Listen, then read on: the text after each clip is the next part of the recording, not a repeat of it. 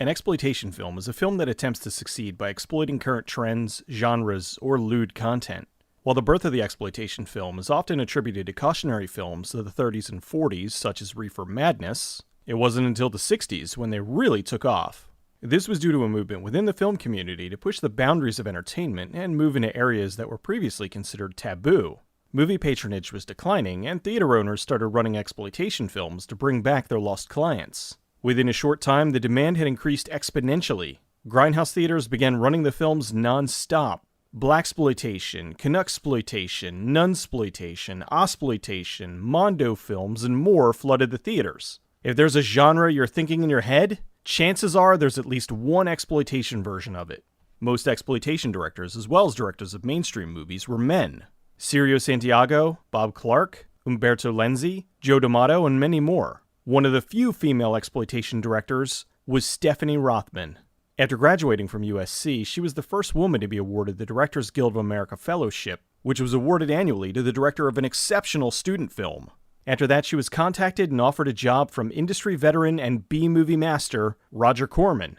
At that time, it was incredibly difficult to get into that area of the industry without connections, and even harder for a woman, so her being hired by Corman was a very big deal. She worked as his assistant on Voyage to the Prehistoric Planet, Beach Ball, and Queen of Blood.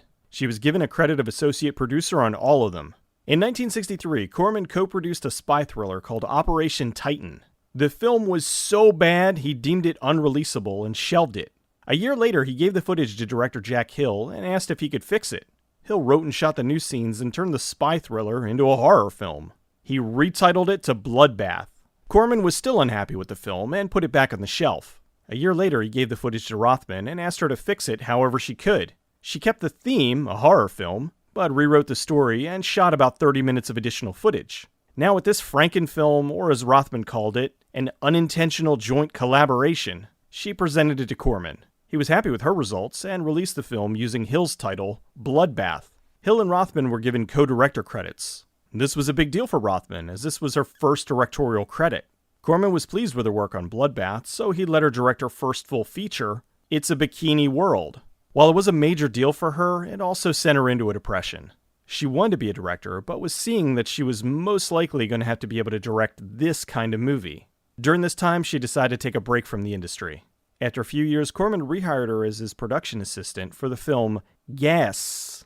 Wanting to give it another shot, she directed her second film, The Student Nurses. It was originally about a group of young nursing students and their various hijinks. The screenplay was written by Don Spencer, but Corman gave Rothman the creative freedom to rewrite the film into something more. Within the film, she explored social issues like abortion and immigration.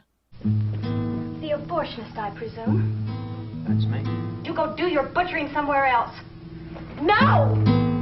The film ended up being a hit, which led to the studio releasing a series of nurse-related films. Although they tended to veer more in the direction you'd expect. Rothman had never heard the term exploitation until she read it in a review of The Student Nurses. This was a turning point. A few years earlier, she left the industry because she didn't want to direct these kind of films. Now she was seeing that she could still do this type of film, but incorporate many of her own ideas and issues into the production. She decided that if she was going to make exploitation films, she was going to make the best exploitation film she could. She turned down an offer to direct the women in prison film, The Big Dollhouse, which then went to Jack Hill. There's a lot more to that story, which I'll cover in a future episode. Rothman chose to direct the horror film The Velvet Vampire, which was released in 1971. While she was grateful for Corman being her mentor, after The Velvet Vampire, she decided to move on. Rothman, along with her husband Charles S. Schwartz, were hired by producer Lawrence Woolner to run the filmmaking division of Dimension Pictures. The move to Dimension was mostly financial. While she enjoyed working with Corman, the pay was very, very low. Rothman and Schwartz were offered more money and a small share of the company. With the move, Rothman had hoped for more creative freedom and the possibility to do more than exploitation films. Unfortunately, that didn't happen. Dimension was yet another studio that was made to crank out exploitation films. Movies like Sweet Sugar, Gator Bait, and Dr. Black and Mr. Hyde. Her first film for Dimension was the sex comedy Group Marriage. After that, she was given an action drama, a film that would come to be called Terminal Island. The concept of Terminal Island was controversial. In an alternate future, the death penalty is outlawed in the US. Now, with no death row, they take prisoners guilty of first-degree murder and drop them off on an island 40 miles off the California coast. San Bruno Maximum Security Prison. The prisoners would be listed as deceased and live out the rest of their days on the island with no chance of escape. Within Terminal Island, there would be 2 camps. The main camp run by the evil Bobby, who has anyone who steps out of line murdered and treats the women like cattle. The second camp is a group of rebels led by AJ. They've escaped the main camp and now survive by traveling around rather than staying in one place. AJ leads by focusing on cooperation rather than fear. Every man a devil-driven machine in a human demolition derby. The Damned versus the Doomed on Devil's Island, USA. As with most exploitation films, the budget was low and the shooting schedule was short. Part of the draw of exploitation films was that they used marketing to sell the film rather than relying on star power. Lusting, busting babes, ripe with the fruits of desire. Because of this, they were able to hire lesser-known actors and actresses. For the main villain Bobby, they hired Sean Kenny. Kenny was in a few small films like The Corpse Grinders and Machismo. His first role was of Captain Christopher Pike in The Menagerie Part 1 and 2 in the original Star Trek. However, back when the show first aired, it wasn't nearly as popular as it is now, so at the time, this wasn't a big deal. For AJ, the leader of the rebels, they hired Don Marshall. Marshall's biggest role up to that point was Dan Erickson on Irwin Allen's TV series Land of the Giants. Marshall was offered the job, and he took it because it was a starring role. Up to that point, he'd only done supporting work, and was eager to have his first leading role. Roger Mosley was brought on to play Bobby's lead henchman, Monk. Mosley had only done a few small roles before on TV shows like Night Gallery and Sanford & Son. Tom Selleck was hired to play Dr. Milford.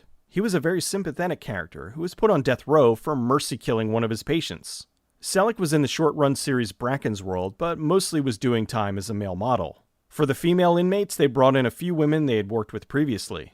Barbara Lee was hired to play the mute Bunny. She worked with Rothman on The Student Nurses as Priscilla. Phyllis Davis was in the Dimension Pictures film Sweet Sugar, and they brought her back to play the role of Joy.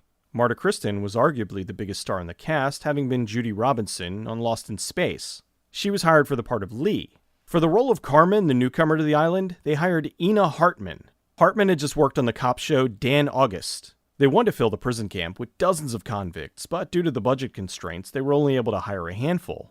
Filming began in the spring of 1972. They were shooting the film on the Paramount Movie Ranch. The ranch was a 2,700-acre lot located in the Santa Monica Mountains near Agora Hills in Malibu, California. There were huge, untouched locations, which made for perfect spots to look like the island. When the actors arrived, the shantytown was already built. This was the main hub where most of the film would be shot. The other locations were just wooded areas around the ranch. The beach was the famous Point Dume on the coast of Malibu. It's been used in movies, TV shows, advertisements, music videos, you name it. While they did have stuntmen for some of the bigger scenes, most of the actors did their own stunts. The fights, squib hits, and even when Monk steps on Carmen's head. Marta Kristen was in frame when this explosive went off, something that would not fly today. For the scene with Bobby being set on fire, that was one where they couldn't use the actor. They paid a stuntman $1,800 to do it. He was set on fire, roamed around, and fell over. After the shoot, they realized the camera wasn't on. So they had to bring him back the next day to do it again, as well as pay him another $1,800. Even though it was spring, it was still cold on the ranch. While it was fine for the scenes where they had to do a lot of running, they were miserable when they had to shoot scenes in the water, like when Davis shot a lengthy nude bathing session. The actors didn't complain though, and they mostly got along. While filming, they ran into a major problem.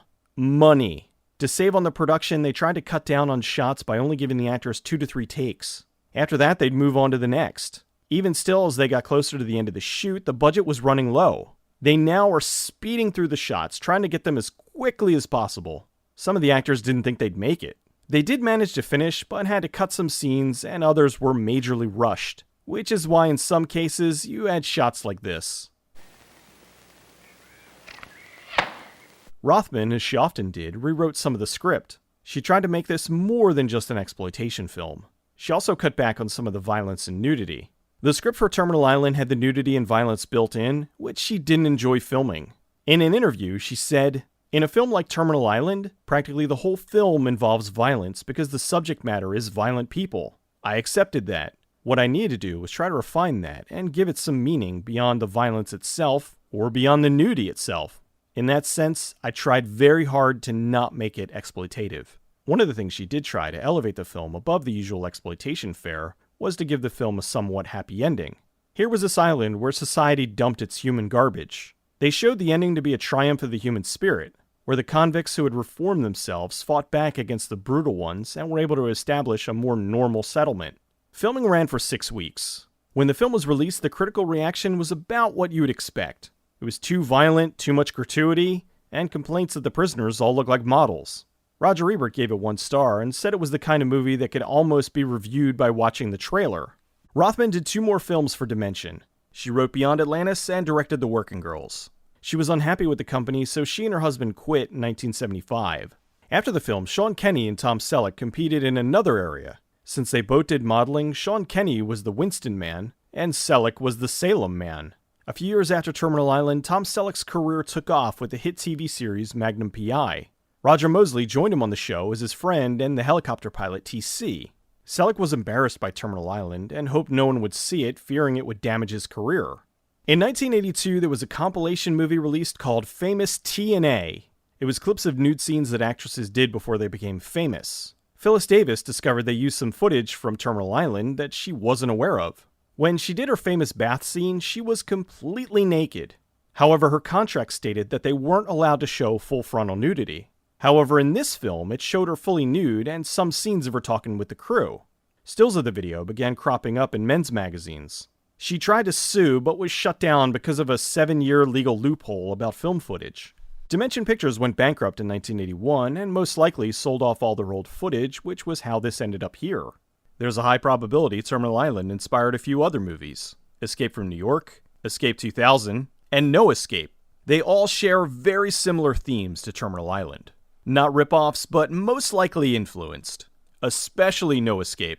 Rothman tried repeatedly to get out of directing exploitation, but couldn't, and eventually left the industry altogether. Thanks to the resurgence of films from that time, a newer audience is discovering her work. While she's happy that her films are getting attention, for her it's bittersweet. She said it fills her with both satisfaction and regret. Regret that she couldn't have made more films, and regret that she wasn't able to make the films she really wanted to make. In the end, she was trapped due to budget constraints, audience and studio demands, and a system that at the time did not want women directors. As she puts it, her films have aspects that are very dear to her heart, but they're not the complete films she would have liked to have made. Terminal Island is an exploitation film, and that's nothing to be ashamed of. Rothman may not have wanted to make films in this genre, but at least she didn't half-ass it. Her films still had plenty of nudity and violence, but on a level much lower than something like the other women in prison films. Terminal Island sets itself apart from other exploitation films due to the care that the director injected into it. Rothman was also a major pioneer as far as filmmaking goes. She directed 7 films in a time when the business was overwhelmingly stacked against her. It's a shame that many of the people today who should be praising her for being a trailblazer would snub their nose because of the kind of films she made. Terminal Island is a brutal, mean film that comes together with a message of hope by the end. That even the worst of the worst can still rise above and become better people. There are some moments when you can tell they just didn't have the budget to pull off what they wanted to do.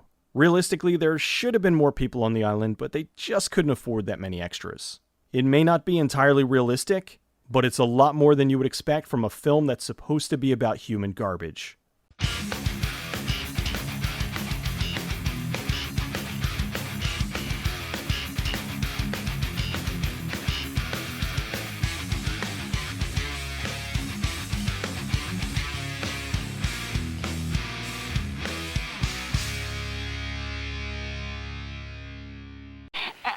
Welcome to Terminal Island, baby.